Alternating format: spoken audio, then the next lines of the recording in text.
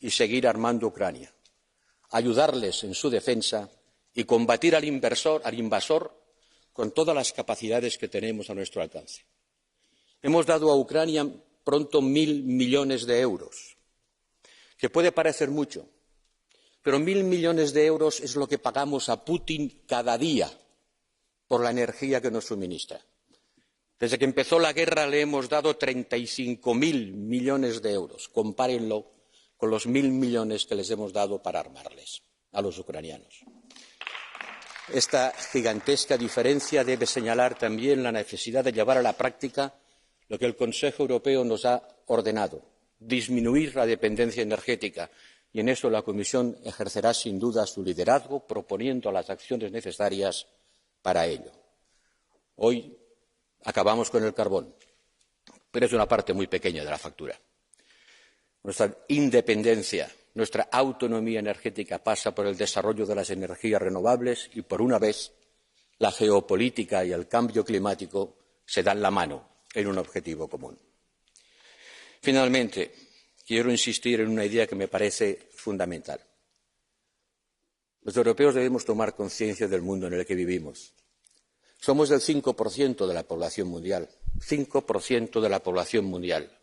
Éramos el 25% cuando se acabó la última gran guerra. Estamos rodeados por un círculo de inestabilidad, desde el Gibraltar hasta el Cáucaso, con una población que es 2 veces más joven que nosotros. Y somos fuertemente dependientes en materia energética. Pobres, viejos y dependientes no es una gran receta para el futuro. Pocos, envejecidos y dependientes no es una receta para el futuro. Necesitamos rejuvenecernos, necesitamos ampliar nuestra influencia, necesitamos tener más capacidades para defender nuestros principios y nuestros valores, y tenemos que usar todos los poderosos medios que tenemos para ejercer nuestra influencia en el mundo de una forma coordinada entre lo que representan los Estados y lo que representa la Comisión. Y gracias a Dios tenemos la Unión Europea. Si no la tuviéramos, la tendríamos que inventar. Porque ¿qué sería de cada uno de los Estados miembros hoy si estuvieran solos? ¿Qué sería del más grande de ellos, incluso el más grande y poderoso, si tuviera que hacer frente solo al nuevo mundo que se viene encima? Por eso, nuestra unidad, la unidad de los europeos, ese gran activo que día a día forjamos, tiene que ser la guía, la brújula que nos guíe para defender lo que somos, la mejor combinación de libertad política, prosperidad económica y cohesión social que el mundo ha sabido capaz de construir. Eso está hoy en peligro, pero los europeos lo sabremos defender. Gracias.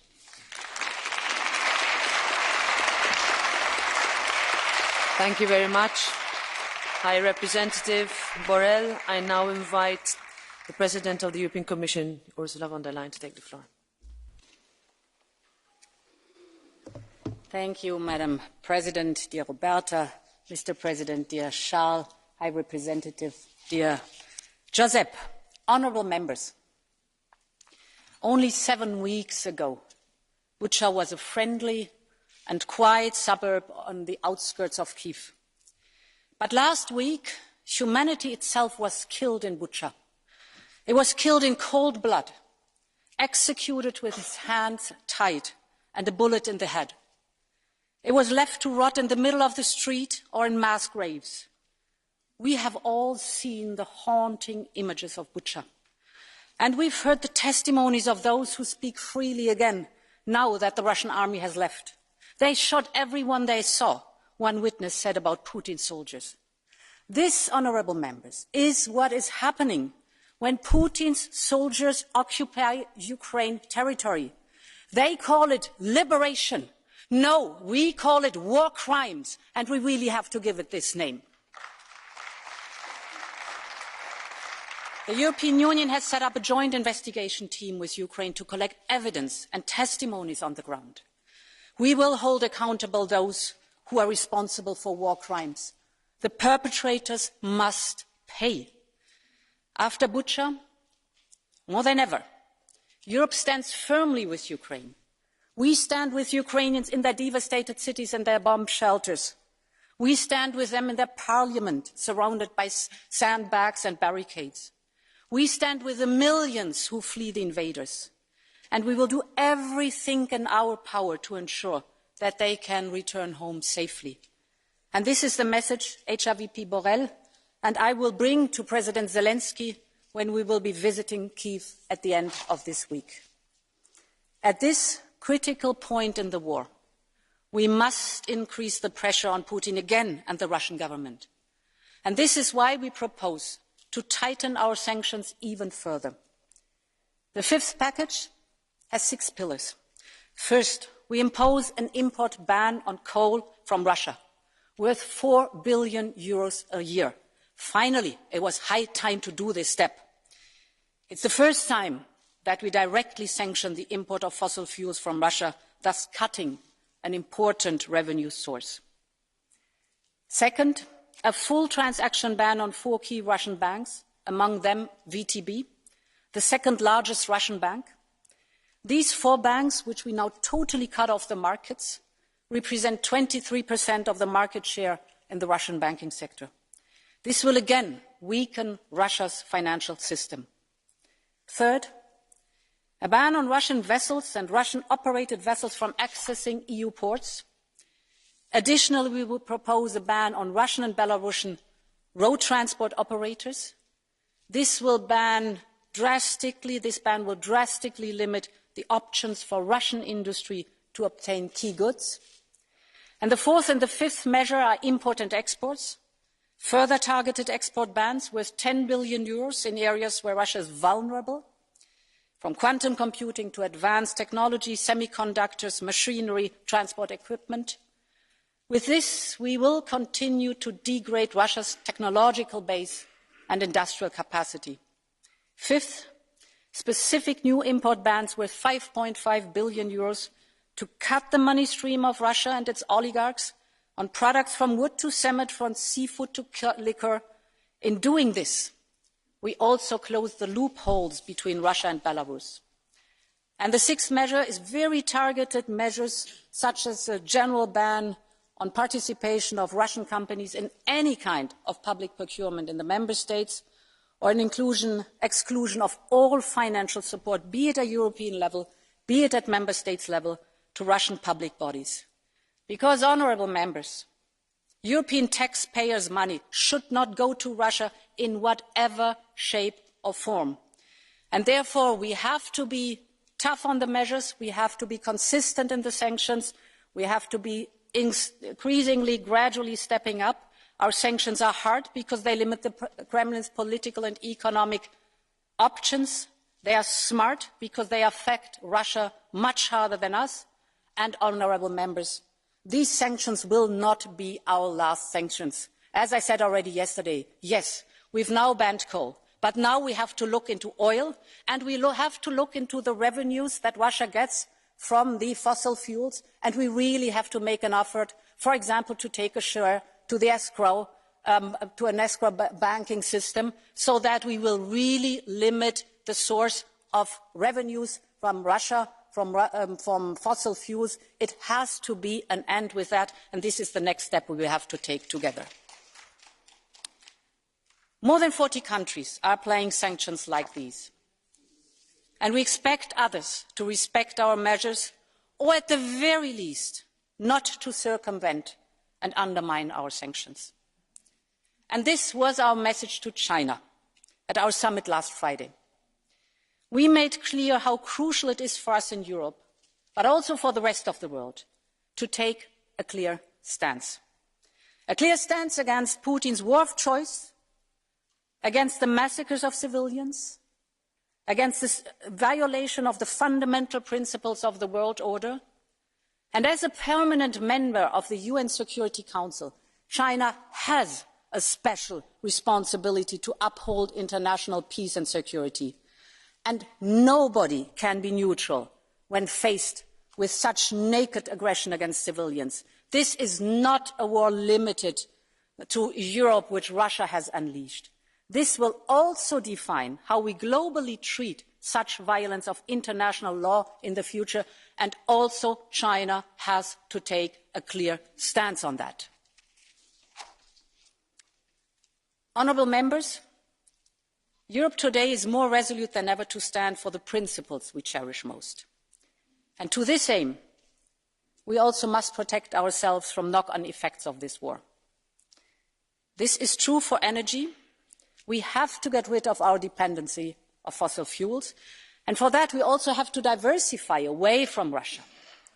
Building on the work of the EU Energy Council, President Biden and I have just launched another agreement, and this is threefold. First, on the supply side, the US provides us with at least additional 15 billion cubic meters of LNG gas this year.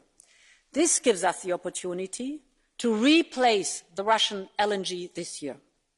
Second, for the coming years, we're aiming for at least an additional 50 billion cubic meters annually. This will give us the opportunity to replace at least 1/3 of the Russian pipeline gas arriving in Europe. And the third is we focus together on building a greener future with climate neutrality. The one goes with the other.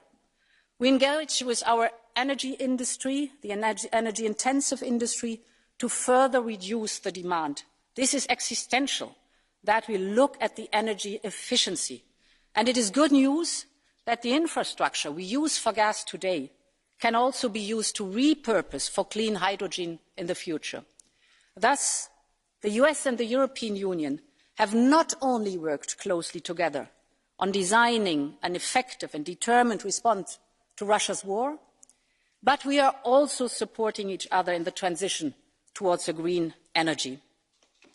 Honourable members, in these dark times, there's one thing that truly makes me proud. People in every corner of our union have rolled up their sleeves to help our Ukrainian friends in need. Right now, more than 10 million Ukrainians are either internally displaced or seeking shelter abroad. This is a quarter of the Ukrainian population. The bulk of this work is carried out by local authorities. It's carried out by citizens.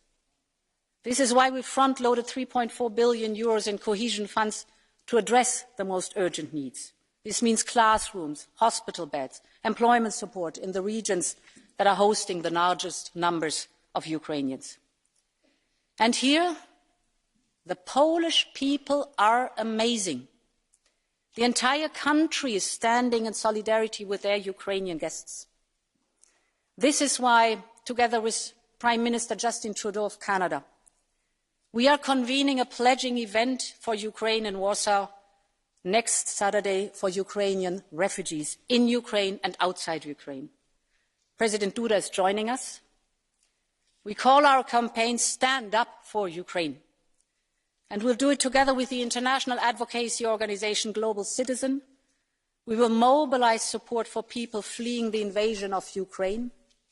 Together with us, citizens, sports people, civil society, artists like Bono, U2, Madonna or Chris will stand up for Ukraine.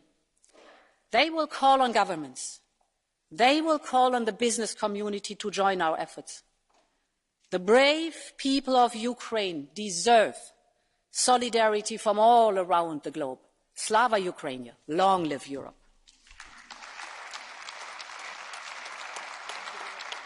Thank you very much, President von der Leyen. And I now invite the representatives of the different political groups to take the floor, starting with the EPP Group, Manfred Weber.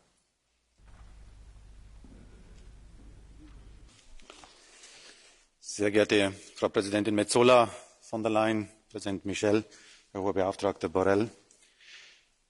Ich möchte zunächst Danke sagen bei Roberta Metsola. Es war der richtige Moment, letzte Woche nach Kiew zu gehen und unter Demokraten, unter gewählten Parlamentariern das Signal der Geschlossenheit und der Solidarität auszusprechen. Es war ein mutiger Schritt, diese Reise zu unternehmen. Und liebe Roberta, ich möchte dir noch einmal herzlich danken dafür.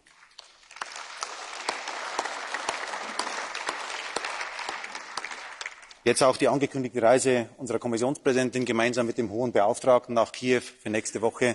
Die Signale kommen zum richtigen Moment. Sie sind dringender notwendig denn je. Mariupol fast völlig zerstört.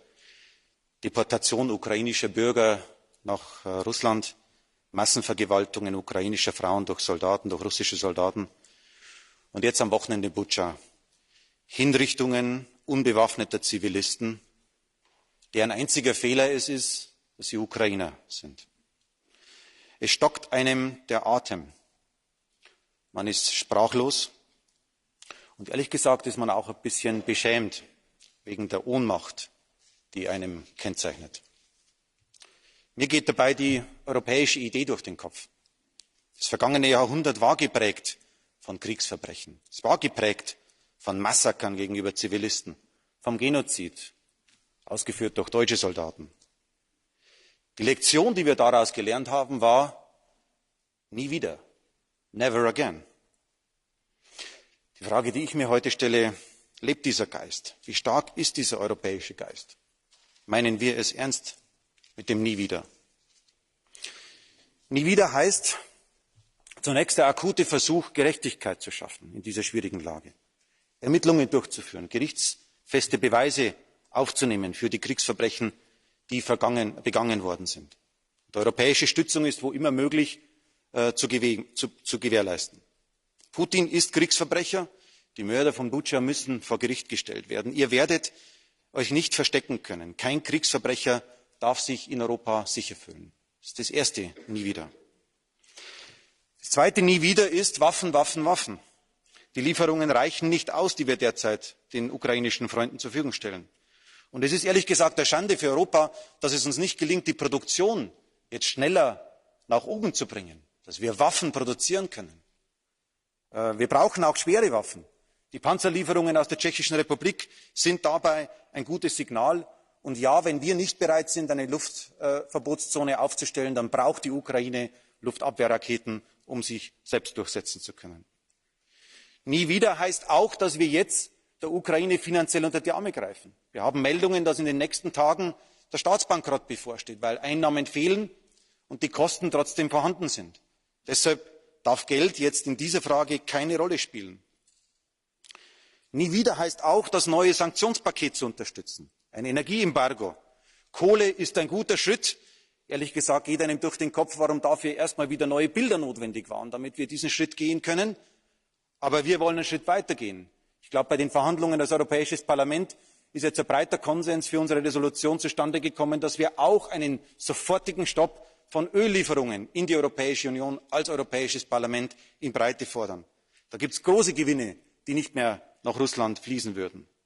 Und wenn wir über das Sanktionspaket reden, dann ist es richtig, dass wir europäische Häfen für russische Schiffe schließen, dass wir ein umfassendes Sanktionspaket für die Banken auf den Weg bringen, alle Banken jetzt von SWIFT auszuschließen. Und ich möchte ausdrücklich noch erwähnen, dass wir Einzelpersonen endlich die Liste von der Stiftung von Alexei Nawalny übernehmen sollten.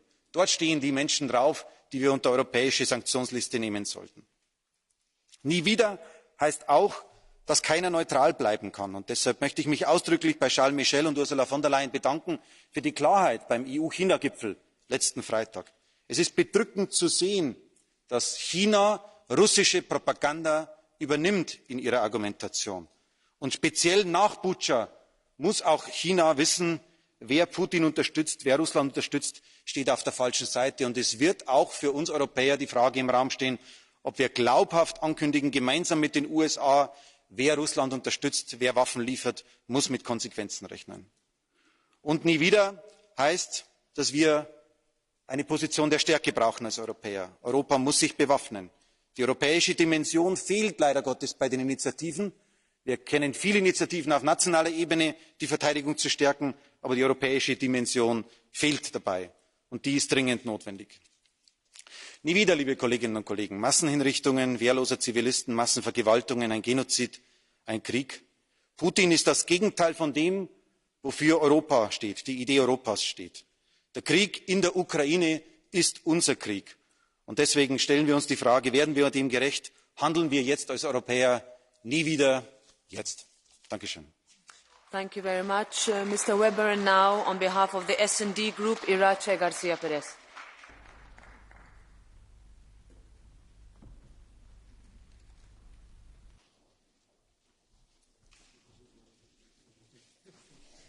Señora presidenta, señorías, las cumbres de la OTAN, del G7 y el Consejo Europeo nos han servido para afianzar la coalición internacional contra la guerra criminal de Putin y para fortalecer nuestra defensa mutua y ampliar las sanciones.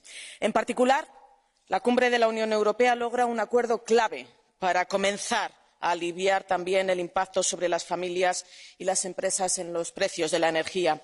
Los logros de la cumbre demuestran que cuando actuamos con solidaridad y con unidad, nunca hay perdedores, siempre hay ganadores. Por un lado, avanzamos en garantizar el aprovisionamiento energético que preocupa, lógicamente, especialmente a los socios del norte y el este mediante compras conjuntas de gas y la capacidad de almacenamiento. Y, por otro lado, adoptamos medidas destinadas a contrarrestar el alza de precios de la energía en los socios de la península ibérica, reconociendo la isla energética, que es un paso muy importante, pero también debemos entender que solo es un primer paso, porque necesitamos adoptar medidas para poder amortiguar este incremento del precio de la energía en todos los países de la Unión Europea. El acuerdo del Consejo Europeo debe ser el primer paso para poner en pie un plan inspirado en el Next Generation que permita financiar el triple esfuerzo adicional requerido por la guerra en materia de energía, de defensa y acogida de refugiados, así como la supervivencia del propio gobierno ucraniano. El ataque criminal de Putin nos obliga a acelerar la transición energética, a mejorar las interconexiones en Europa y a mejorar el ahorro energético. Acelerar la transición energética nos permitirá abaratar la factura energética, reducir nuestra dependencia exterior y combatir el cambio climático. No hay mejor forma de garantizar nuestra soberanía energética que dejar de depender de tiranos que utilizan sus combustibles fósiles como instrumento de chantaje. Ahora que nuestra seguridad está abiertamente amenazada, los planes para una autonomía defensiva del proyecto de brújula estratégica también nos obligan a gastar más y mejor, con la obligación de invertir en sistemas tecnológicos y humanos. La acogida de más de 4 millones de seres humanos que huyen de los crímenes de guerra nos reconcilia con los valores de la Unión Europea, con los valores que propugnamos. Pero nuestra respuesta acertada al drama humano no nos exime de lograr un nuevo pacto de migración y asilo para afrontar equitativamente entre los 27 la acogida de refugiados, de todos los refugiados, vengan de donde vengan. Ni la historia ni nuestras conciencias nos perdonarán que miremos a otro lado ante los cadáveres abandonados en las calles y en las casas de Bucha. El quinto paquete de sanciones debe prohibir la importación de carbón, de petróleo y de gas de Rusia, cortar el acceso del Kremlin a las bolsas de criptomonedas, tomar medidas contra los facilitadores de los oligarcas y medidas más agresivas contra los bancos y los gigantes de la energía rusos. La guerra nos ha enseñado que no hay victoria sin unidad y sacrificio. Y solo con unidad y sacrificio entre instituciones, entre gobiernos y entre familias políticas lograremos el final del régimen de Putin. Muchas gracias. Thank you very much, Ms. Garcia Perez. And next, on behalf of the Renew Group, Stéphane Séjourné.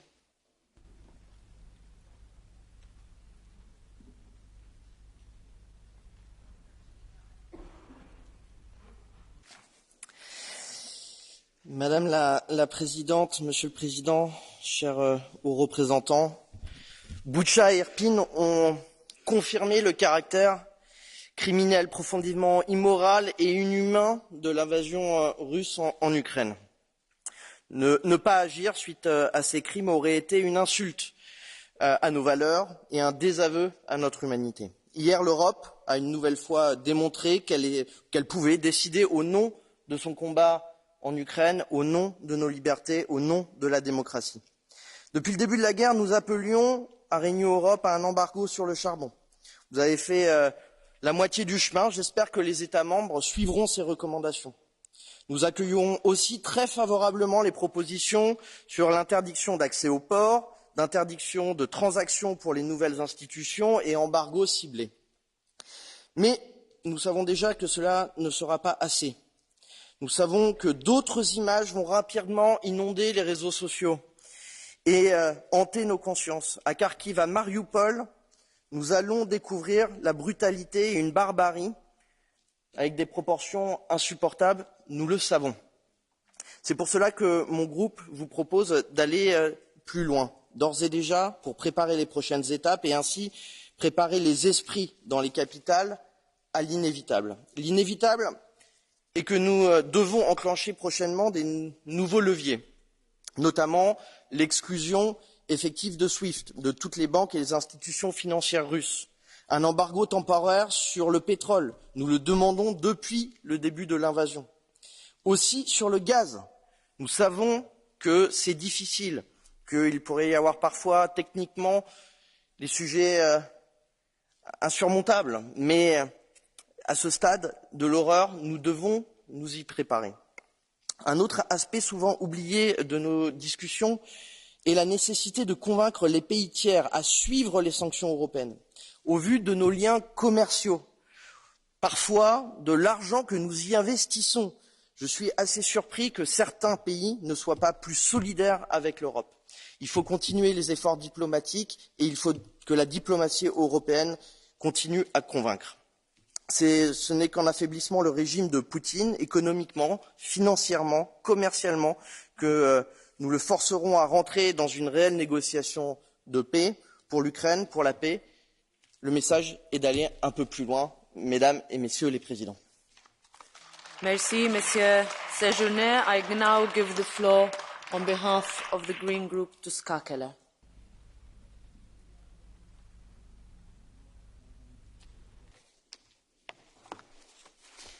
Thank you. We are all shocked by the atrocities that Russia is committing in Ukraine. The images, the testimonies of the survivors, they are unbearable.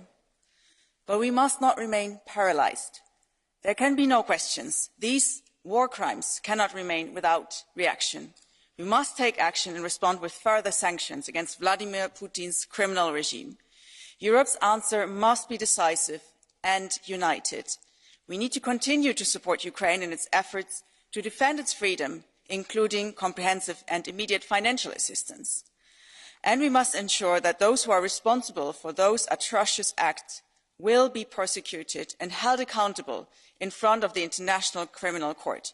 Injustice cannot and must not prevail. Dear colleagues, the war in Ukraine revealed Europe's strategic mistakes in the past. Even after the atrocities done in Grozny, done in Syria, very similar to what we see today in Bucha, even after Putin invaded Crimea and eastern Ukraine, some governments continued to hope for good business with Russia and made us more and more dependent on goods from Russia, on energy and on other items. And this has led us today to a situation where we're struggling to free ourselves from the short-sighted dependence on fossil fuels and uranium.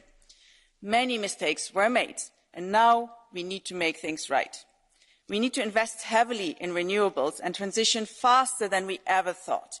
This is and will be an enormous effort, and it won't happen overnight. But we need to redefine what it means to act as fast as possible. We need to move to light speed. We need to save energy. Therein lies a huge potential that remains untapped so far. And this is true for individuals, sure, but also and even more so for industries and for policies. And also the European Parliament must join efforts here as well. We also need to recognise that while the effects of the war will hit all of us, they hit us very differently. The biggest cost is obviously carried by the people who have lived and who still live in Ukraine. Those who died, whose close ones were killed, those who were injured and are being injured at the moment, those who fled and those who are fleeing the carnage, losing their home, their life plans, and often leaving family and friends behind. And there is so much sorrow and so much despair in this suffering. When we're debating here the consequences of sanctions that we are rightfully taking, we need to keep in mind that us here in the chamber are not the ones who will be most hit by them. Rising energy costs are a nuisance to some and an existential threat to others. We need to support those most in need, the families with small or no income. The European Council hasn't been very conclusive on the issues of how to support those most in need in the EU, worldwide, looking at the hunger issues and how to further support Ukraine. And of course, many of the instruments needed are indeed national ones. But it is clear that we need solidarity among member states to deal with this crisis. Solidarity in sharing energy and infrastructure. Solidarity to enable measures. Solidarity with everyone fleeing Ukraine. And solidarity with the sovereign nation of Ukraine. Putin wants to divide us, and he has failed miserably. Our unity is our strength, and we need more of it. Of unity, but also of courage. Thank you. Thank you very much, Ms. Keller. And now, on behalf of the ID Group, I give the floor to Marco Zanni.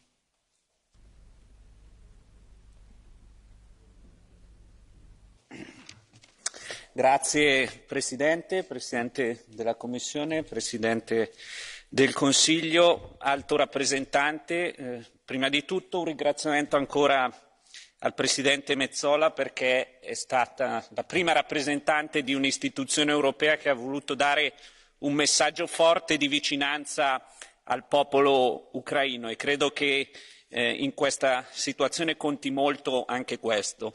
Le terribili immagini che ci arrivano da Buscia e da Irpin ci toccano nel profondo e ci spronano ad aumentare i nostri sforzi per supportare l'Ucraina e il popolo ucraino in questa guerra, in questo confronto con il regime di Putin. Ma ci ricordano anche che la guerra è questo, la guerra è distruzione, la guerra è crimine, la guerra è devastazione ed è per questo credo che l'Unione insieme al supporto ai pacchetti di sanzioni debba incrementare i suoi sforzi di mediazione per trovare una soluzione di pace, anche perché non possiamo permetterci che questi sforzi siano lasciati ad altri regimi come la Turchia e la Cina. Capitolo sanzioni.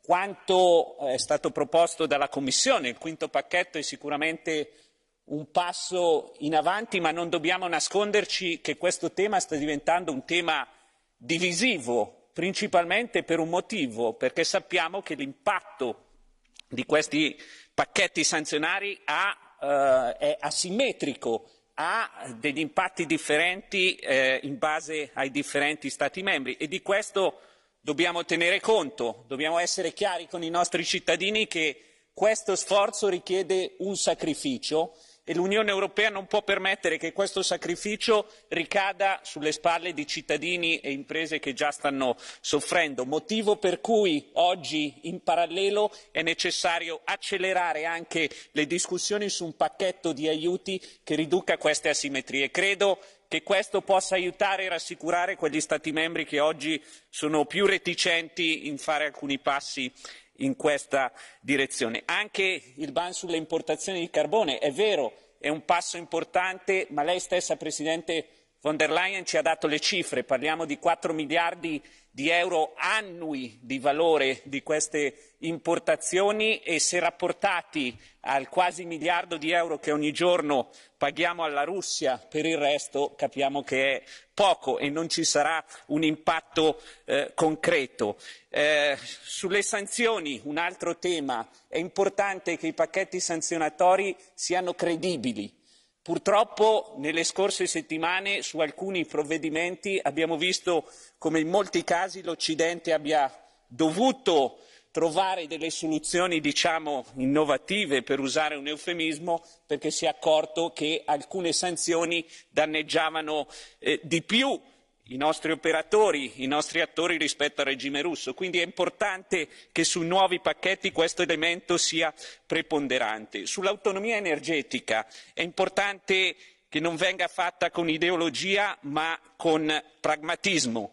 Non solo abbiamo bisogno di diversificare le nostre fonti, questo non basta, dipendono da altrettanti regimi che sono instabili, ad esempio l'Algeria. Noi dobbiamo capire che l'Europa è un continente oggi povero di energia, ma non è povero di fonti energetiche e noi abbiamo l'obbligo di sfruttarle queste fonti energetiche. In chiusura, questa guerra ha svelato il velo di una debolezza dell'Unione, che è principalmente il modello di sviluppo industriale ed economico che abbiamo deciso di perseguire negli ultimi 20-30 anni. Questo è un modello che ci ha reso dipendenti su tutto, dall'energia alla difesa, alla sicurezza alimentare, alla nostra catena del valore. Se non capiamo che questo modello va cambiato, saremo sempre più deboli di fronte alle minacce locali. E chiudo con la Cina. Molto forte il messaggio che è stato mandato dalle istituzioni europee, ma questa richiesta, questo messaggio deve essere credibile. Oggi, di fronte a un eventuale confronto con la Cina, l'Europa sarebbe debole in una posizione negoziale di svantaggio. Su questo dobbiamo lavorare. Grazie. Grazie onorevole Zanni. Next on behalf of the ECR group, Richard Legutko.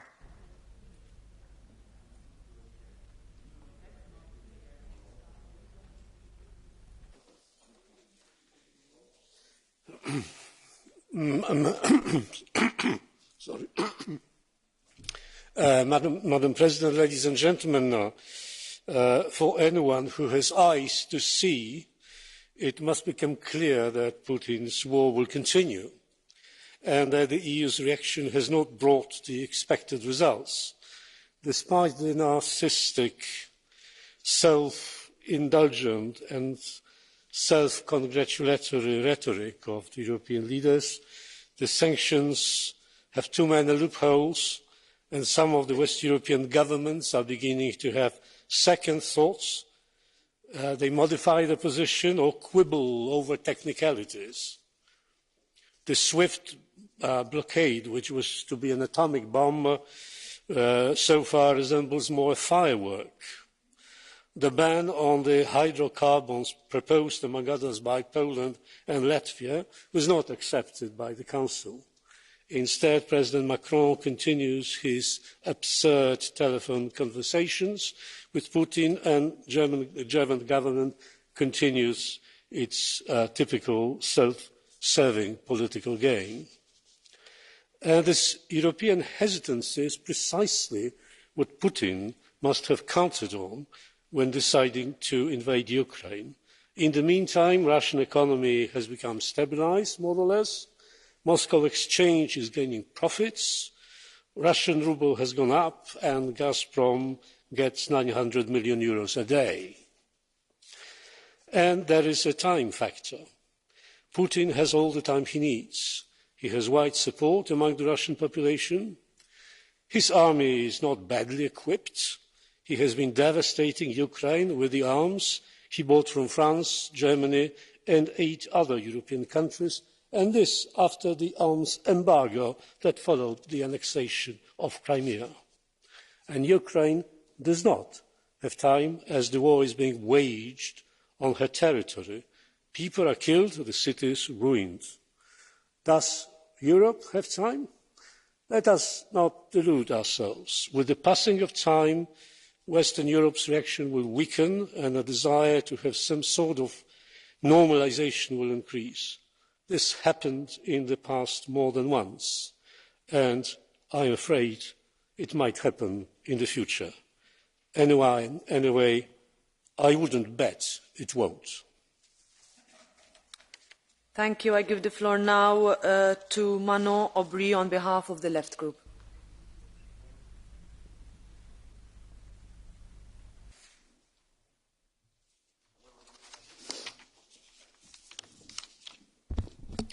Chers collègues, nous sommes tous saisis d'horreur après la diffusion des images de massacres de masse de civils à Boutcha. Et je voulais d'abord avoir une pensée émue pour leurs familles et leurs proches, même si bien sûr aucun mot ne pourra effacer leur douleur. Notre Parlement doit en faire ici le serment. Nous n'oublierons pas ces centaines de cadavres qui se sont amoncelés dans les rues de Boutcha.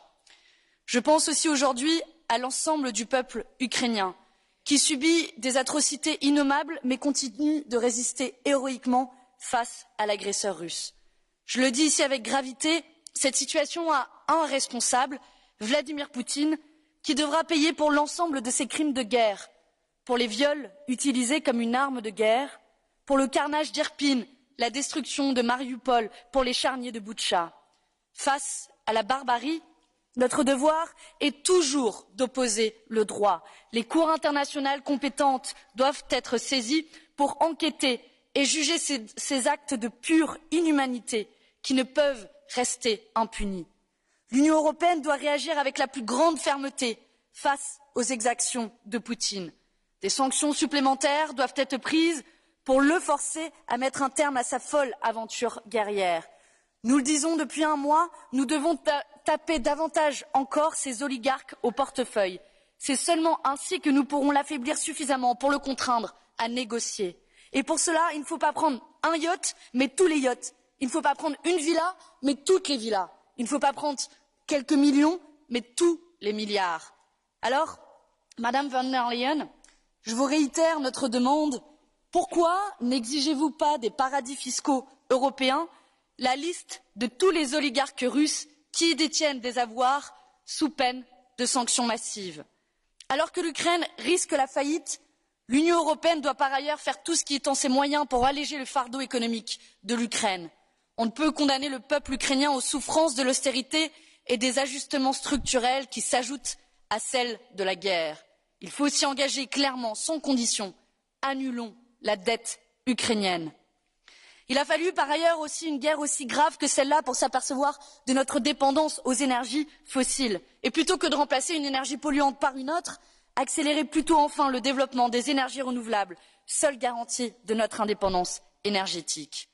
Notre continent vit aujourd'hui des heures sombres. Soyons à la hauteur du moment, selon la seule et unique boussole qui doit guider notre mandat, l'humanisme, la paix et la protection des peuples. Je vous remercie. Merci, Madame Aubry. Next, on behalf of the non-attached members, Tamás Deutsch.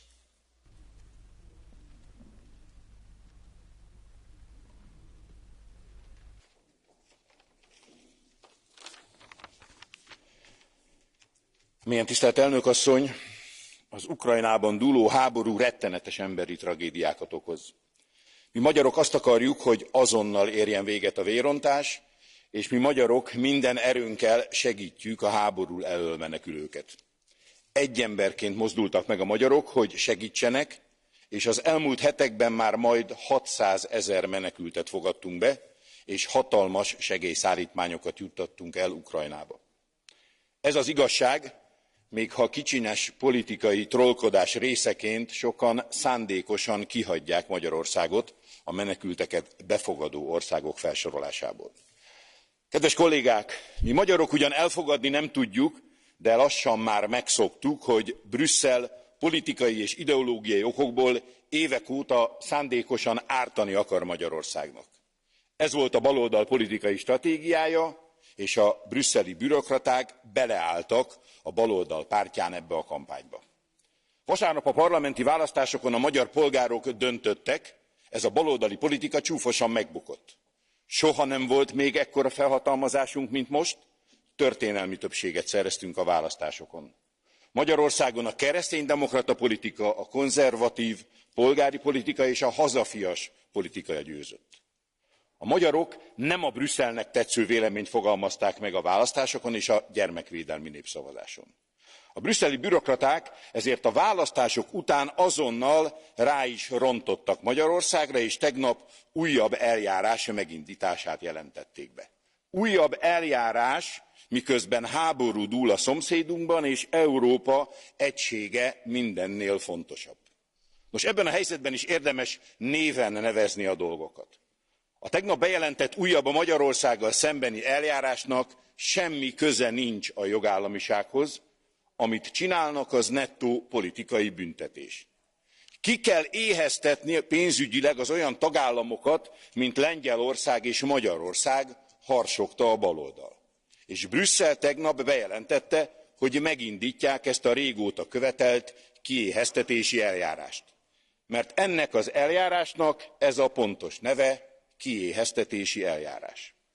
A demokrácia alapvető szabályait viszont Brüsszelnek is el kell fogadnia, és nem a most vereséget szenvedett magyar baloldal igényeit kellene teljesítenie, nem a Magyarországgal szembeni politikai háborúskodást kéne szítania, hanem vissza kellene térnie a józan észhez és a józan párbeszédhez. Grazie, buongiorno a tutti colleghe e colleghi. Ora ha facoltà di intervenire per 2 minuti l'onorevole Gahler. Prego. Grazie Presidente. Frau von der Leyen, Herr Hoher Beauftragter, vielen Dank für Ihren bevorstehenden Besuch in Kiew. Das ist ein wichtiges Signal und ich bitte Sie herzlich, schauen Sie sich die Orte der Kriegsverbrechen an. Alle reden von Butscha. In Motyschin ist die Bürgermeisterin Olga Suchenko mit ihrem Mann und ihrem Sohn am 23. März entführt worden und sie sind umgebracht worden, weil sie nicht kooperieren wollten mit der Besatzungsmacht.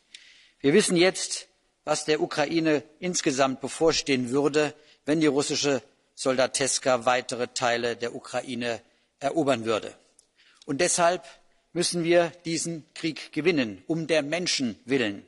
Aber auch der Rest der Welt schaut, ob der Westen wieder Boden verliert oder am Ende gestärkt dasteht, weil Freiheit und Demokratie über Diktatur und Kriegsverbrechen gesiegt haben. Und dafür brauchen wir, es ist angesprochen worden, eine Beschleunigung, eine Verstärkung der Waffenlieferungen. Und ich möchte alle Regierungen auffordern, noch einmal nachzuschauen, was sie in ihren Depots haben. Viele Militärs erzählen nicht freiwillig der politischen Führung, was tatsächlich da ist. Also prüfen Sie das nach und liefern Sie entsprechend schnell.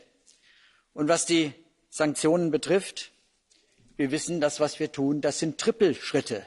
Ja, es ist richtig, jetzt ein Kohleembargo zu verhängen. Aber wir wissen auch, und es ist ja von beiden hier gesagt worden bereits, das ist im Zweifel nur ein weiterer Schritt und es muss mehr kommen. Und ich bin überzeugt, dass wir, wenn wir zum Beispiel jetzt bereits ein Ölembargo anstreben würden und es gibt genügend Öl auf dem Markt, dann hätte das den entscheidenden Effekt, denn das ist der allergrößte Teil der Einnahmen. Ich bitte Sie also herzlich, da schneller zu werden und dafür zu sorgen, dass es auch ein Ölembargo gibt und am Ende natürlich auch das Gasembargo. Ich bin ziemlich sicher, dass es im Parlament hier auch dafür eine starke Unterstützung gibt. Vielen Dank. Grazie, onorevole Gahler. Ora ha facoltà di intervenire per 2 minuti l'onorevole Bonafè. Prego. Grazie Presidente. Il massacro di Bucha ci ha sconvolto, ma non basta più la condanna unanime delle atrocità compiute dall'esercito russo e non basta più la solidarietà al popolo ucraino. Noi dobbiamo fermare questa barbarie, devono cessare questi crimini di guerra contro civili inermi. Nonostante gli effetti pesanti sull'economia russa, le sanzioni messe in campo fino a qui non stanno portando Putin al tavolo dei negoziati per un immediato cessate il fuoco. Ora è il momento di fare tutto quello che possiamo, di aumentare i nostri sforzi. Il nuovo pacchetto di sanzioni, il quinto, prevede un primo importante divieto all'importazione di carbone dalla Russia, ma quest'anno Mosca potrebbe guadagnare oltre 300 miliardi di dollari solo dalle esportazioni di gas e petrolio, addirittura un terzo in più rispetto al 2021, con cui finanziare altre atrocità come quelle commesse alle porte della capitale ucraina. E allora è lì che dobbiamo agire. Non possiamo vedere altre Bucha prima di arrivare a misure incisive per interrompere il più presto possibile le importazioni di gas e petrolio dalla Russia. È una strada difficile, lo sappiamo, ma percorribile se non perdiamo di vista la sola vera arma di cui disponiamo, la nostra coesione. Abbiamo affrontato la pandemia restando uniti e solidali, prima con il piano di acquisti comune dei vaccini e poi con Next Generation EU. Lo stesso approccio deve affermarsi ora per garantire in Europa un'adeguata sicurezza energetica e per contrastare gli shock che possono derivare da un blocco delle importazioni di gas dalla Russia che avranno effetti diversi nei singoli Stati membri. Diversificazione degli approvvigionamenti e delle fonti energetiche, piano di stoccaggi e acquisti comuni di gas, maggiori investimenti in rinnovabili e interconnessioni, sostegno comune ai settori in crisi e tetto massimo al costo del gas subito, contro le speculazioni che stanno mettendo in difficoltà famiglie e imprese. Queste sono le azioni da mettere in campo. Non ci aspettano momenti facili, ma non abbiamo alternative. È il prezzo che dobbiamo pagare per la difesa della nostra libertà e per la nostra dignità e soprattutto per fermare la guerra in Europa. Grazie onorevole Bonafè. Ora ha facoltà di intervenire per 2 minuti l'onorevole Garicano. Grazie. President, Mr. Borrell, dear colleagues, friends, As an economist, I usually speak of numbers. Not today. Today, the falling of Bucha compels us to speak of something else, of our guilt, of our obligations. In life, the brave Ukrainians remind us what it means to be a European. In death, they demand that they are the last victims of our appeasement. Citizens of Europe, our energy addiction, our money, allows the killing of Ukrainians, the killing of fellow Europeans whose only crime was to believe in our freedoms. Is it not clear that our gas is tainted with blood? That guilty are we who financed this monster? The package announced today by the Commission, by Ms von der Leyen, means that Europe will continue funding Putin's armies. President von der Leyen announced today that the banned coal exports are worth €4 billion a year. But she did not mention that the gas and oil that we allow in are worth 25 times more. Today, this Parliament demands in this resolution that the ban also includes oil and gas. Some say that the gas ban is not possible. I'll tell you that we have not even tried. 3 examples. The Groningen gas field, the largest in the continent, is still set to close this year. Is that Europe trying? Germany is still set to close 3 nuclear plants this year after it closed 3 just a few months ago. They could be turned on tomorrow, but there is not even a discussion on that. Is that Europe trying? Spain, instead of increasing its interconnection with Europe, is trying to turn itself into an energy island. Is that Europe trying? We could be doing so much more. We could pay a price for freedom. Instead, we pay for the bullets used in Bucha. If Europe does not do enough, history will not see us as bystander. History will know we were complicit. Thank you. Grazie. Ora ha facoltà di intervenire per 2 minuti e 30 l'onorevole von Kramon-Taubadel. Prego. President, colleagues, over 300 massacred Ukrainians lay in a mass grave in Bucha. Their murders, Russian soldiers did a sloppy job covering them with earth. Limbs of victims still stick out from the soil. Other bodies, with hands tied and a bullet in the forehead, are scattered all around the destructed cities. In another town, Irpin, Russians shot down 2 girls and ran over their bodies with tanks repeatedly. Near Kiev, Russian soldiers killed a man and then raped his wife while their son sobbed next door. These indescribable acts of violence are not isolated events, but part of the systemic war crimes committed by Putin's regime. Cluster bombs and destructed maternity hospitals were not the worst compared to the horrors committed by Russian soldiers near Kiev. And this is only the tip of the iceberg. I'm horrified of what else we will uncover as the troops continue to retreat.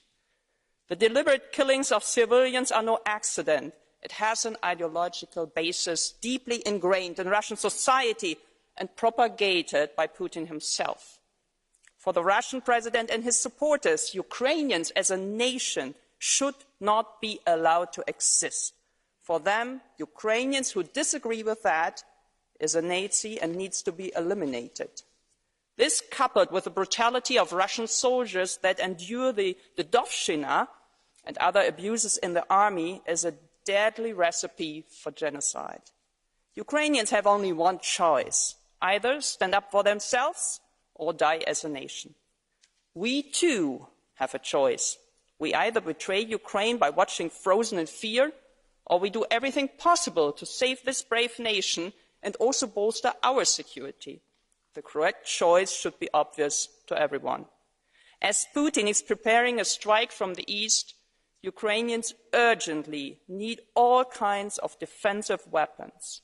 Anyone delaying the delivery unintentionally becomes an accomplice of the war crimes. Economic sanctions must escalate. We need to embargo Russian oil, coal, nuclear, and also Russian gas. Every cent going to Putin's bloody regime is a cent too much. We cannot bring back thousands of brutally murdered civilians in Bucha, Irpin, or Mariupol. But if we act immediately and decisively, we can save millions from the same horrific fate. Thank you.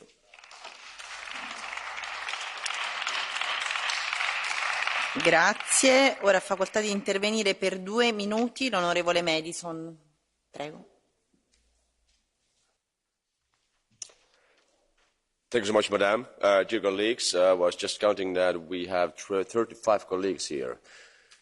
It's about 5% of the Parliament on this important topic. First of all, I know that it's so shocking to see in the media about those mass murders, about those rapings, about those crimes, what's happening in Ukraine. But what I don't understand is that we are also surprised that it is possible on the 21st century. But unfortunately, it is possible. Because if you're looking at an army who's doing this, the same army did exactly the same against the women in Germany in 1945. The same army did the same against the Polish people on the 40s. And the biggest problem is that they have never ever learned that you shouldn't do war crimes. You shouldn't rape other wives. You shouldn't kill children. They have never ever learned this. So the mentality is exactly the same, and when we here in Western Europe are so shocked that it's still possible, yes, it is possible, absolutely, because there's been never ever any denazification in Russia. If they are talking about denazification, the only one who really needs this is Russia, because they are the really new Nazis who are making the war crimes against the civilians. Secondly, if we are talking about the sanctions, yes, sanctions are effective in the long term, not in the short term. The problem is that the expectation for this year is that the profit will be 321 billion euros for Russia for gas and oil. So if we're going to talk about sanctions, they have to be really effective. And of course, the problem is they're going to be very harmful also for us. But that's the price what we have to pay. And thirdly, for the end, I know that Mr. Borrell and Mr. Michel are going to have a nice lunch after this debate and a nice dinner with a good wine. But the main work, what we really have to do now here, is to convince more and more countries to give the weapons to Ukraine to fight against the aggressor. That's the main work, what we have to do here. We can discuss here with political debates about sanctions, for hours, but that's your main work, what you really have to do to convince more EU countries to give more weapons to Ukraine to fight against this Nazi army. Thank you so much. Grazie. Ora ha facoltà di intervenire per 2 minuti l'onorevole Szydło.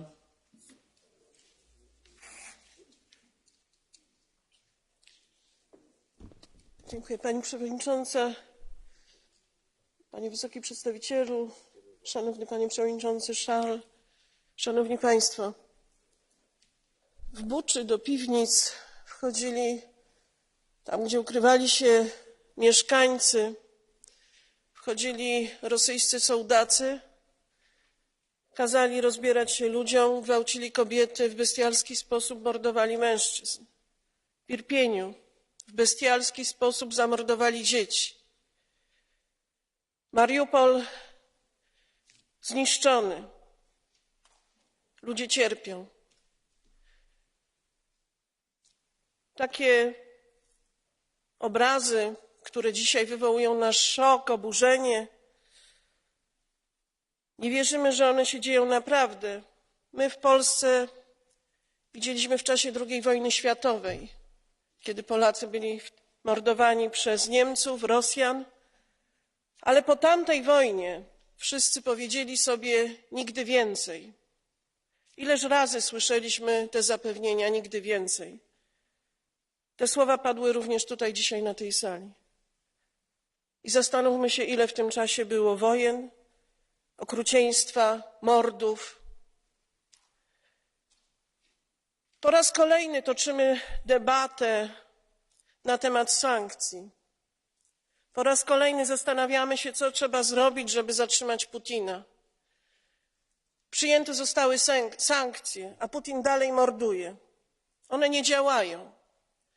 Teraz już natychmiast trzeba podjąć ważne decyzje. Cały cywilizowany, demokratyczny świat musi zamknąć swoje granice przed Putinem. Nie ma czasu. Ukraina nie ma czasu. Europa nie ma czasu. Od naszej poprzedniej sesji wydarzyła się Bucza i Irpień. Został zniszczony Mariupol. Już natychmiast powinna odbywać się Rada Europejska. Panie Przewodniczący Charles, zwołaj Radę Europejską. Podejmijcie ważne decyzje. Niech świat wreszcie zamknie się przed Putinem. Tylko tak go powstrzymamy. Węgiel nie wystarczy. Trzeba natychmiast zrezygnować z ropy, z gazu i ze wszelkich kontaktów z Rosją. Tylko to powstrzyma tego agresora. Po raz kolejny mówię i będę to mówić cały czas. Europa odwagi. Naprawdę, to jest taki moment, w którym musimy pokazać, że jesteśmy solidarni, jesteśmy odważni. Grazie, grazie onorevole Scidlo. E ora ha facoltà di intervenire per 2 minuti l'onorevole Deli.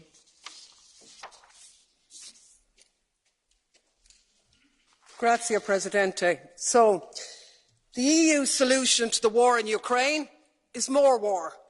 Pile in the weapons, splurge on militarism, threaten to engage in all-out economic and financial war against Russia. So the same things you were doing already and expecting a different result. The true definition of madness. How is not selling Kerrygold butter to Russia going to save any Ukrainian lives? How is buying filthy fracked US gas going to stop the war? They won't, of course, because nowhere have sanctions ever succeeded in ending a military assault or achieving regime change. But what they have done is unleash economic devastation, this time round which will be paid for by the people of Russia, including those out protesting against the war, and increasingly being paid for by the citizens of Europe, facing massive energy price hikes, inflation and a catastrophic decline in their living standards. Talk about shooting ourselves in the foot. And of course this moral outrage at Russia's illegal war, which has sparked this lunacy, is in sharp contrast to the lack of any such scruples in terms of the illegal US wars in Iraq or Afghanistan, which we not only didn't condemn, but we actually joined in and continue to do business with them all the way. No such scruples about Saudi Arabia's genocide in Yemen.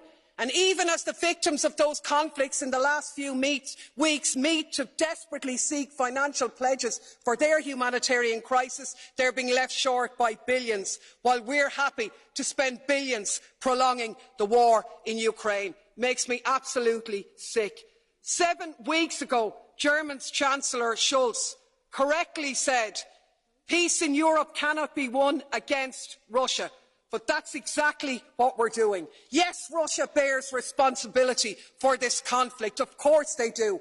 But we cannot ignore the role of NATO. And the EU, instead of promoting peace and acting in the interests of the people of Europe, the Ukrainians, the EU citizens, and yes, the Russian citizens too, has become a tool of NATO and the military-industrial complex. What is needed is an end to the conflict, an end to militarism, a ceasefire and a negotiated settlement. We should restore our role as a diplomatic one of promoting peace. Anything else makes us complicit.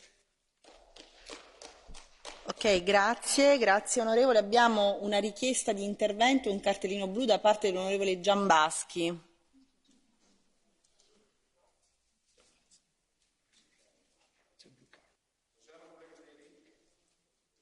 Уважаема колега Дели. Dear colleague Deli, I have a question. Can you take this question, please? Blue card. Okay. Уважаема колега Дели, правилно ли разбирам, че вие подкрепяте това да няма санкции срещу един агресор, който върши военни престъпления? Правилно ли разбирам, че вашата рецепта да се спасят украински деца е да не им се дава оръжие, с което те да се защитават. Правилно ли разбирам, че вие оправдавате едно военно престъпление с други войни, които са се случили някога отдавна? Ако това е така, това е позорно. И в заключение, ние не сме инструмент на НАТО.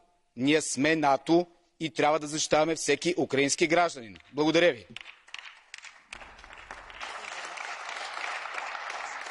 Onorevole Deli, ha facoltà di replicare. Thanks, colleague. I would love colleague Jambaski to tell me any circumstance in which NATO has played a productive role or delivered peace anywhere. History has taught us that sanctions do not end military conflicts. They do not bring peace. They make the people suffer, not the oligarchs, the people of Russia, the people of Europe. And they're not going to help save lives, because the more arms you pump into Ukraine, the more the war will be prolonged, the more Ukrainians will die. And it might sound radical, colleagues, but the answer to war is not more war, it's peace. And peace isn't delivered by the barrel of a gun, it's delivered by diplomacy, by dialogue. You can wish away your continent's history, but we share a continent with Russia. We will sit down with Russia. There will be a negotiated peace, and this organisation should be promoting it earlier rather than delaying it and making sure that more Ukrainians die. Your feigning of sympathy rings hollow. It makes me sick, to be honest with you.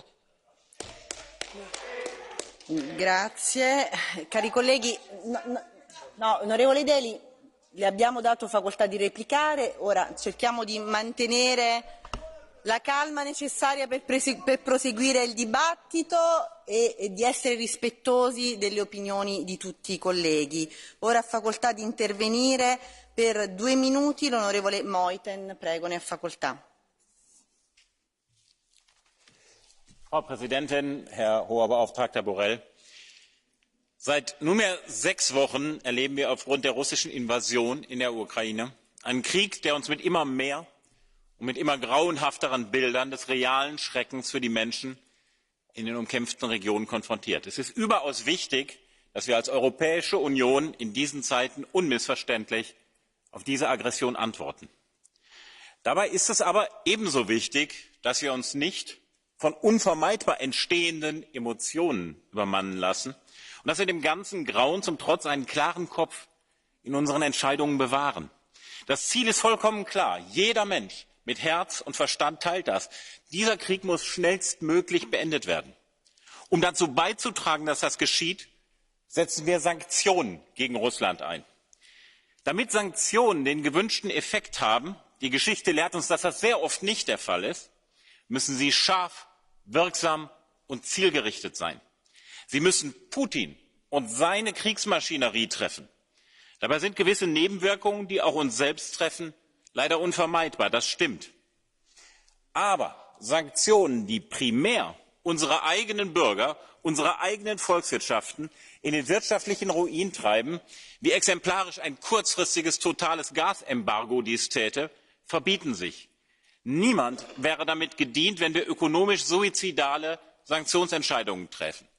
Ich appelliere daher an den Europäischen Rat, an die Regierungen der Mitgliedstaaten, seien Sie entschlossen, ja, aber bitte auch seien Sie ebenso besonnen. Unstrittig ist es unser humanitärer Auftrag, den aus dem Kriegsgebiet flüchtenden Menschen unsere Hilfe und Solidarität zu geben, wie das ja glücklicherweise auch in großem Umfang geschieht. Und es ist unsere außenpolitische Aufgabe, alles in unseren Möglichkeiten Stehende zu tun, schließlich auch eine Einstellung der Kampfhandlungen auf den Weg zu bringen. Ich möchte deshalb hier daran erinnern, dass es auch und gerade in schlimmster Zeit zwingend notwendig ist, Gesprächskanäle dennoch, und sei es eine noch so große Zumutung, offen zu halten. Vielen Dank. Grazie. Ha chiesto di intervenire con la blue card l'onorevole Grappini. Prego, ne ha facoltà. Okay. Please, I have one question for you.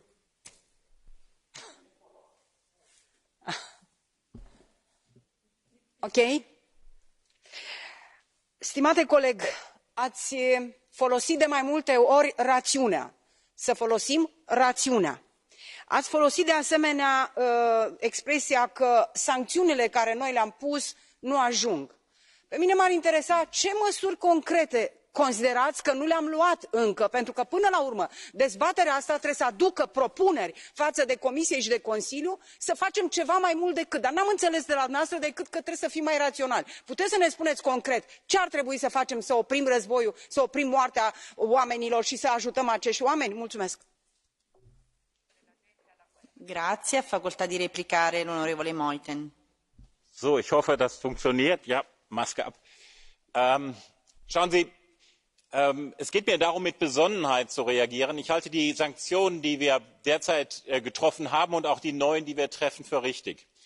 Ich sehe aber in diesem Haus auch das Ansinnen, noch umfassender vorzugehen und in ein totales Gasembargo hineinzugehen. Damit würden wir uns tatsächlich ökonomisch ruinieren, in einigen Staaten vollständig, in anderen weniger. Und das ist etwas, womit dann niemand gedient ist. Wenn wir Hilfe und Solidarität leisten wollen, dann müssen wir das tatsächlich auch tun können. Das tun wir nicht, indem wir uns ökonomisch ruinieren. Ich sage Ihnen ausdrücklich, ich halte die getroffenen Sanktionen für richtig und trage die inhaltlich vollständig mit, auch das, was jetzt auf den Weg gebracht wird. Aber ich wende mich in aller Entschlossenheit gegen die Forderung, die wir hier haben, eines totalen Energieembargos aus Russland zum jetzigen Zeitpunkt. Das müssen wir schrittweise machen. Natürlich müssen wir unabhängig und frei davon werden. Natürlich müssen wir uns davon befreien. Aber das muss man in Schritten machen, damit wir uns nicht selber ruinieren. Denn Sanktionen, die uns stärker treffen als Russland selbst, die wären in der Tat kontraproduktiv. Deswegen habe ich das hier zum Ausdruck bringen wollen. Dankeschön. Bene, ora ha facoltà di intervenire per 2 minuti l'onorevole Halicki. Prego.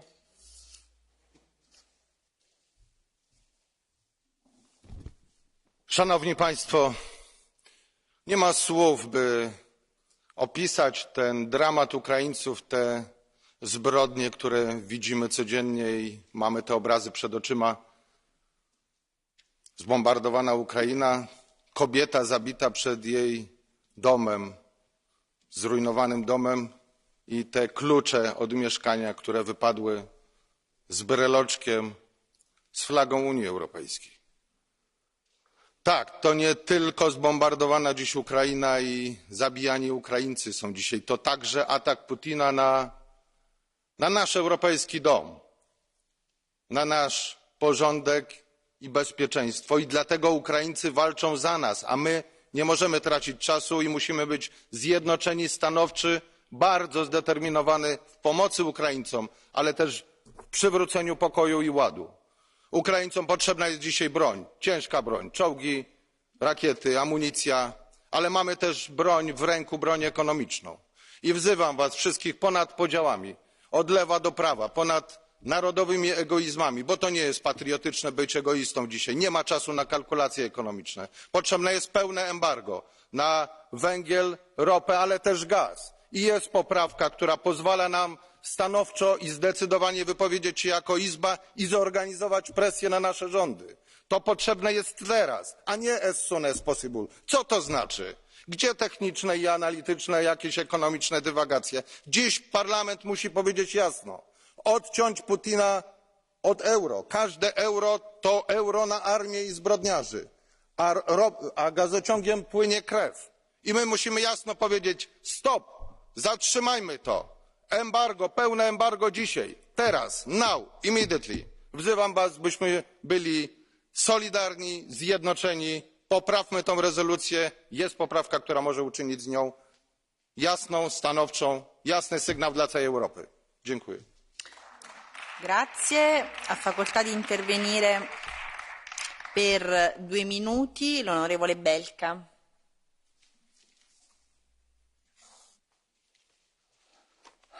Pani Przewodnicząca, Szanowni Państwo.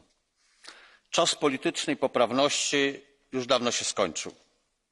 Ale niektórzy w Europie i jak słyszymy nawet na tej sali jeszcze tego nie zauważyli. Gdy ukraińskie matki piszą dane kontaktowe do bliskich na skórze swoich dzieci, by ktoś się nimi zaopiekował po ewentualnej śmierci rodziców, Słyszę w kontekście Ukrainy dyskusję o kryteriach kopenhaskich. Gdy rosyjskie wojska gwałcą ukraińskie kobiety i dziewczynki, niektórzy mają czelność wspominać o nieopłacalności odejścia od rosyjskich paliw kopalnych. Gdy Rosjanie plądrują ukraińskie domy i sklepy, starając się wywieźć z tego kraju nawet patelnie, są w Europie tacy, dla których ważniejsze jest nadal prosperity europejskie, a i jakże na rynku rosyjskim.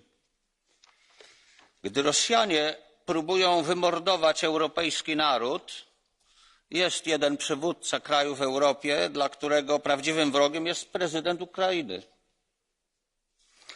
Szanowni Państwo, im dłużej trwa ta wojna, tym wyraźniej widać tych, którzy próbują zachować tak zwany symetryzm lub wręcz rozumieją Rosję. Stańmy twardo za tymi, którzy walczą za nas i nasze wartości, za przyszłość naszych dzieci, by nasi synowie nie musieli ginąć. To nie jest ich wojna, to nasza wojna, w której oni muszą walczyć. A może w tym kontekście warto zacytować byłego prezydenta Rosji Miedwiediewa, który mówi o tym, że Eurazja rozciąga się od Władywostoku po Lizbonę. Takie są ich marzenia. Postawmy sprawę jasno. Musimy powiedzieć nie rosyjskiej paliwowej smyczy, a majątki oligarchów należy skonfiskować na rzecz odbudowy Ukrainy. Sankcje mają boleć zwykłych Rosjan, a zbrodniarzy należy dopaść i ukarać. Ukraina natomiast powinna jak najszybciej otrzymać status państwa kandydującego, by ten waleczny naród mógł się czuć w Europie u siebie. Spodziewam się, Josep, że taką właśnie wiadomość przekażesz Żeleńskiemu w Kijowie. Koniec gadania. Trzeba działać. Natychmiast. Grazie, grazie onorevole Belka. Ora ha facoltà di intervenire l'onorevole Verhofstadt. Prego. Thank you, Mr. President. I try to speak not only in my name, but in the name of the 212 MEPs who have signed the letter. And you know that letter, Mr. Borrell? Because, let's be honest, I can only join those who felt completely devastating about what is happening in Bucha and Mariupol. But let's be honest, that cannot be the center of our debate. The center of our debate needs to be, is our strategy that we are following the right strategy? Is it stopping the war? Is it stopping Putin? Yes or not? And what is our strategy? Our strategy, Mr. Borrell, and it's a pity that Mrs. von der Leyen is not there, Mr. Michel is not there anymore, because they are responsible for that, is a strategy of progressive packages of sanctions. We are now on the fourth, and now announced today the fifth package. The first packages didn't work. The value of the ruble went up at the end. And I predict you something, Mr. Borrell. This fifth package will not work either. And therefore, we have sent with 212 people and mapped this letter to you. Because it will not work, and people in the corridors tell me, but Verhofstadt, you are in the package already. And in the sixth package, you're going to have oil as you want. Well, I can tell you, I can wait my whole bloody life for your packages, but the Ukrainians who are dying in Mariupol and Bucha cannot wait anymore. That is the reality of the war here. You know why your strategy doesn't work? Because progressive packages of sanctions with an autocrat doesn't work. That works with a democracy, with Democrats who have a public opinion, a real public opinion. In Russia, there is no longer a real public opinion. The reality is that it doesn't work because the fifth package is what? Coal. It's ridiculous. It's only 3% of the imports from Russia. SWIFT, the ban, ridiculous. More than 50% of the financial institutions are still outside the ban. And the oligarchs. The oligarchs, we extend a little bit to oligarchs. The oligarchs will escape finally the sanctions or lose a little bit of their money. You need to tackle the 6,000 people around Putin, the real people working with Putin.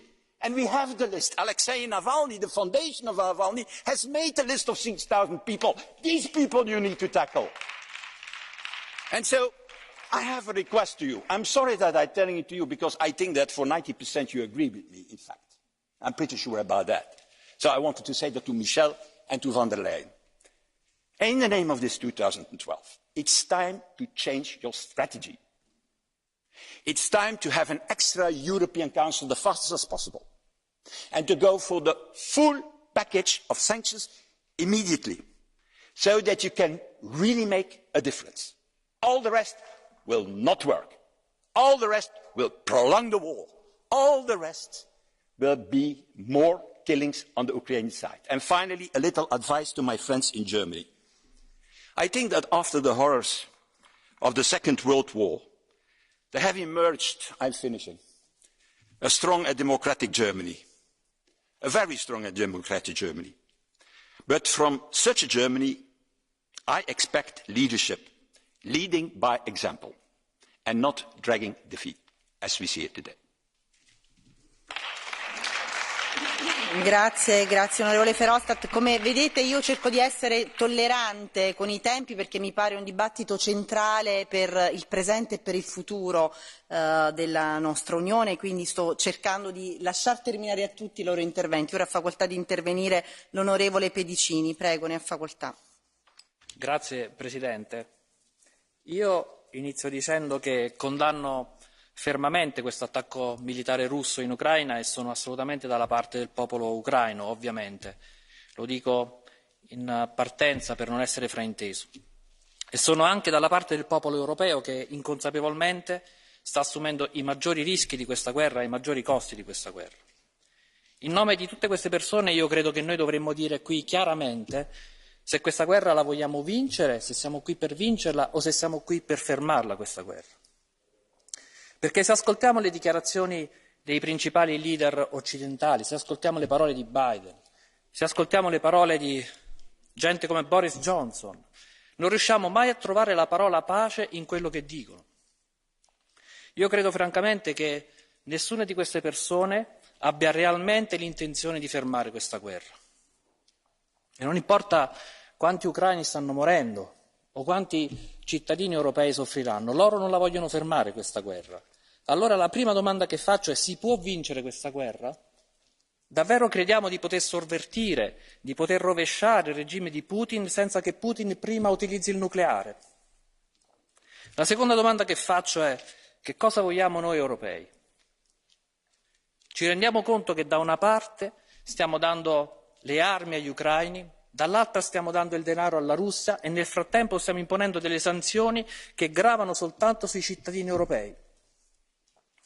Per me bisogna soltanto fermarla questa guerra e per fermarla bisogna avere il coraggio di dire, anzi di smettere di dire che Putin è un pazzo criminale e sedersi a quel tavolo e parlare con Putin. Perché se Putin è un pazzo criminale allora forse dobbiamo chiederci se noi in Serbia, in Libia, in Iraq, in Siria, in Afghanistan forse siamo stati pazzi criminali altrettanto e forse siamo legittimati a sederci a quel tavolo e parlare con Putin. E allora l'ultima domanda che faccio è: c'è qualcuno qui dentro che ha davvero l'intenzione di sedersi a quel tavolo nell'interesse del popolo ucraino e nell'interesse e nella difesa del popolo europeo? C'è qualcuno qui dentro che ha il coraggio di dire signor no agli Stati Uniti d'America? E c'è qualcuno qui dentro che ha il coraggio di dire signor no davvero a questa guerra maledetta? Grazie Presidente. Grazie, ora ha facoltà di intervenire per 2 minuti l'onorevole Fest. Prego.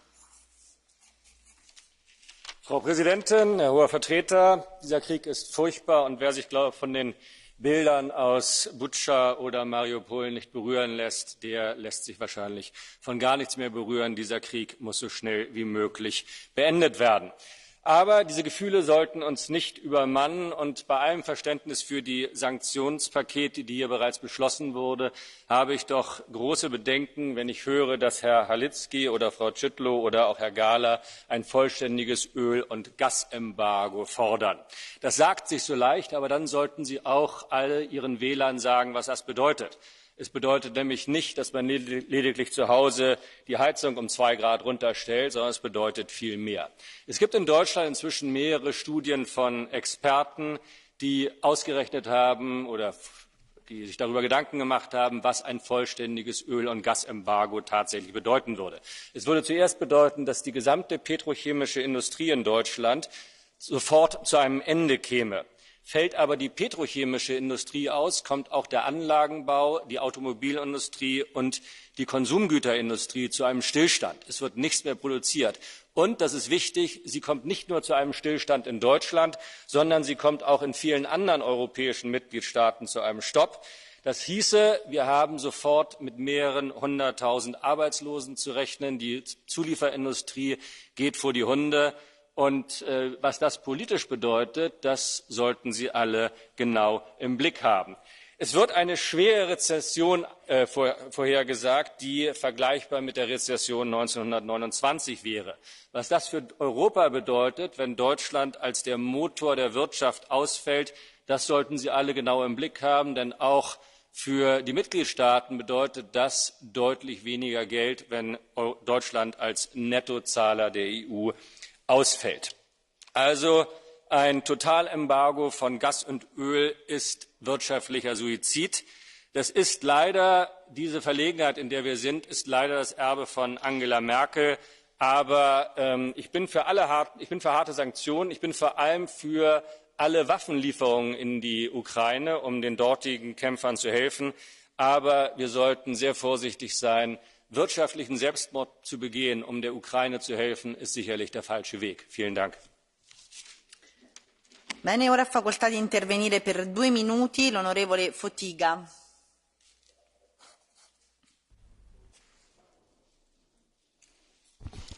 Dziękuję. Każdy z nas, czynnych polityków, usłyszy kiedyś pytanie, co ty zrobiłeś, żeby powstrzymać Rosję? Co ty zrobiłeś, kiedy bestie mordowały Ukraińców, kobiety, dzieci, starców? Ich ciała noszą ślady działań wskazujących w sposób oczywisty na popełnienie zbrodni przeciwko ludzkości. Zło trzeba nazwać złem.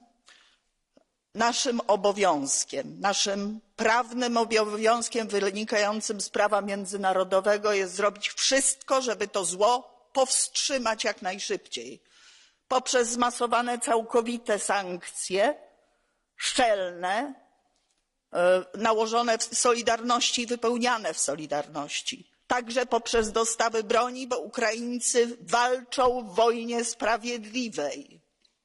Walczą o swoją wolność i walczą o życie swoich dzieci i matek. I jeszcze jedno, pani przewodnicząca komisji. Przyszła niedziela będzie dniem wspomnień. Nasi bracia Ukraińcy to na pewno zrozumieją. Dniem wspomnień wielkiego przyjaciela Ukrainy. Człowieka, który najmocniej i najwcześniej ostrzegał przed zbrodniczą polityką Kremla. Świętej pamięci prezydenta Lecha Kaczyńskiego, który zginął w katastrofie smoleńskiej. Cześć jego pamięci. Grazie, ora ha facoltà di intervenire l'onorevole Modig. Prego.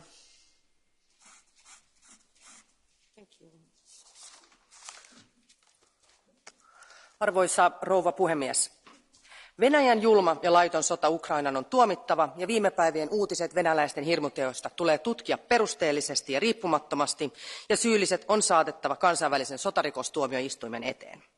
Pelissä ei ole vain ukrainalaisten tulevaisuus, vaan meidän kaikkien. Kyse on jokaisen itsenäisen maan oikeudesta päättää vapaasti omasta tulevaisuudestaan. Eilen komissio julkaisi uudet pakotteet, joissa muun muassa kivihiilen tuonti Venäjältä lopetetaan. Tämän arvo Venäjälle on noin 4 miljardia vuodessa, kun öljystä ja kaasusta tulee yli 100 miljardia. Tämä ei ole vielä riittävää, vaan pakotteet on viipymättä ulotettava koskemaan myös öljyä ja kaasua. Tämän lisäksi kaikki venäläiset pankit on jäädytettävä SWIFT-järjestelmästä. On täysin kestämätöntä, että energiaostoillamme rahoitamme Putinin sotakoneistoa. Kun nyt vihdoin kaikille on selvää, että meidän tulee irrottautua venäläisestä fossiilisesta energiasta nopeassa aikataulussa, on tärkeää ymmärtää, että meidän on samalla irtauduttava fossiilisesta energiasta. Meidän tulee pyrkiä energiaomavaraisuuteen ja se tapahtuu panostamalla uusiutuviin energialähteisiin ja parantamalla energiatehokkuutta. Venäläisestä energiasta irtautumisen ja ilmastotavoitteiden välillä on vahva synergia, jos niin halutaan. Jotkut ovat valitettavasti käyttäneet sotaa tekosyynä irtautua ilmastotavoitteista, joita olemme Euroopalle asettaneet. Tämä on hyvin lyhytnäköistä eikä ole yhdenkään eurooppalaisen etu. Ilmastokriisi ei ole ongelma jossain tulevaisuudessa, vaan käynnissä oleva akuutti kriisi, jonka ratkaisemisessa meillä ei ole varaa epäonnistua. Ja lopuksi, arvoisa ulkopoliittinen edustaja Borrell, Euroopan unionin on uskallettava ja pystyttävä ottamaan vahva rooli rauhan välittämisessä. Meidän on tehtävä kaikkemme diplomaattisen neuvotteluratkaisun löytymiseksi, jotta tämä verenvuodatus saadaan loppumaan. Kiitos. Grazie, grazie onorevole Moody. Ora ha facoltà di intervenire l'onorevole Donato. Prego, ne ha facoltà. Grazie Presidente, Alto Commissario, colleghi. Le conclusioni del Consiglio europeo in merito alla guerra in Ucraina contengono delle dichiarazioni prive di alcuna efficacia e utilità per raggiungere l'obiettivo che tutti dovremmo perseguire, ovvero la cessazione del conflitto in atto. Esigere infatti che la Russia si ritiri incondizionatamente, consentendo il ripristino della situazione precedente all'ingresso delle proprie truppe sul territorio ucraino, è un puro esercizio verbale, velleitario e pleonastico. Peraltro ricordo che l'Ucraina prima del 24 febbraio scorso non era esattamente un paese pacifico, visto che la guerra nel Donbass dura da 8 anni, anche lì ci sono stati massacri di civili, donne e bambini ucraini, nella nostra indifferenza. E nemmeno era democratico, viste le misure repressive adottate dal suo governo nei confronti dei cittadini russofoni e delle opposizioni. Ma in ogni caso le sanzioni elevate al popolo russo e bielorusso non hanno sortito alcun effetto sullo scenario bellico, mentre hanno innescato una gravissima crisi energetica e ripercussioni sui sistemi industriali, agricoli e alimentari dei paesi europei. Oggi sento proporre addirittura un embargo totale del gas russo, nei fatti assolutamente insostenibile per la nostra economia, sulla base dei fatti di Buscia riferiti dal governo ucraino, ma sulla cui veridicità ci sono già molti dubbi. Dovremmo piuttosto mandare un'inchiesta indipendente in Ucraina per indagare sulla reale dinamica dei fatti e sulle reali responsabilità per le violenze e i massacri a danno dei civili. Il sottosegretario generale dell'ONU, parlando al Consiglio di sicurezza, ha riferito sulle denunce di violenza sessuale da parte delle forze ucraine e delle milizie della protezione civile e l'ONU con la missione umanitaria sta verificando queste accuse.